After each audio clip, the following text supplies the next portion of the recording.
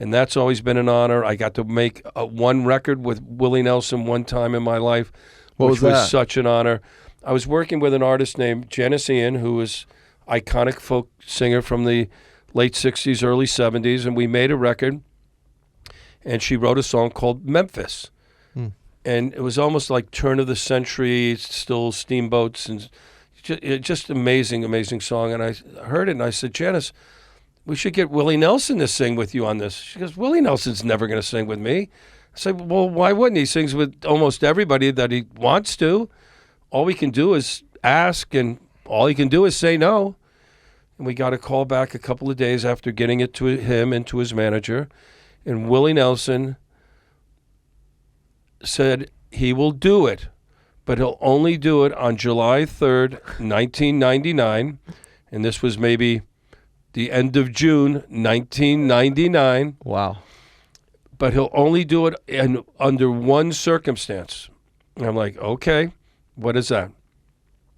Janice Ian must play the Willie Nelson picnic the next day on July 4th. I knew that had something to do with it. And I'm like, oh my God. And I remember calling her up, and she was so joyous, one, that it was going to happen, and then just so flattered and flattened that the man would say, oh, I'll sing on your record if you'll come play my picnic with all these iconic human beings and this incredible audience that will be somewhere out in the hill country outside of Austin, Texas. Yeah, man. And we went to the studio, Pernales, on July 3rd. Beautiful golf course. Willie bought a golf course. Let the family move in. It was sort of a dirt track, but it was, and the studio was great, and he had this vocal booth that was out in the lobby. It was just an amazing, and I figured Willie Nelson's going to come in here, he's going to sing this once, and he's going to be gone. So just pay attention, everybody. Yeah. He showed up, he rehearsed the song for almost 2.5, 3 hours. Really? In this little booth, just listening to it, listening. He came in, he sings it in the studio.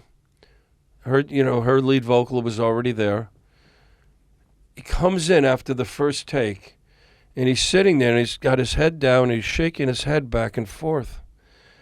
And I'm thinking, what could he possibly, he must love it, and he looks up and he goes, she deserves so much better than that.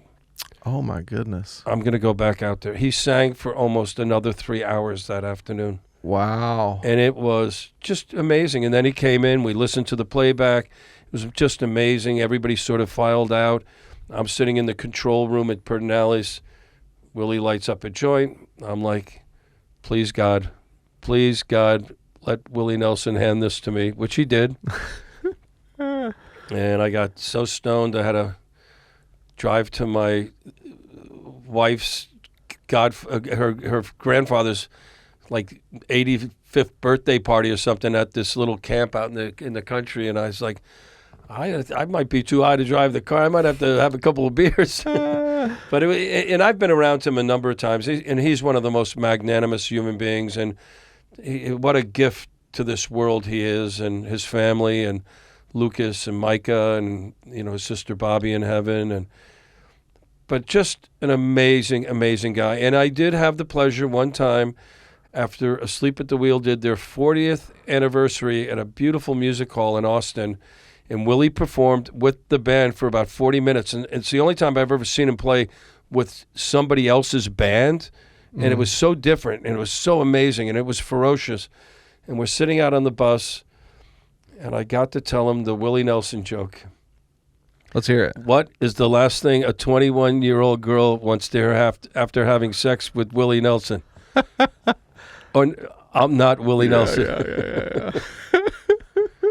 That's a cleaner take on it. But anyway, he laughed, and had he ever heard it before? If he did, he pretended like he didn't, and I'm sure he has. Surely he has. I'm sure he's heard everything under the sun, and his knowledge and passion for music. And that afternoon, after he did the thing with Janice, we sat for about 30, 40 minutes, and he was just talking about music and jazz and this and that. I mean, his love and appreciation for music is stunning. His work ethic, stunning.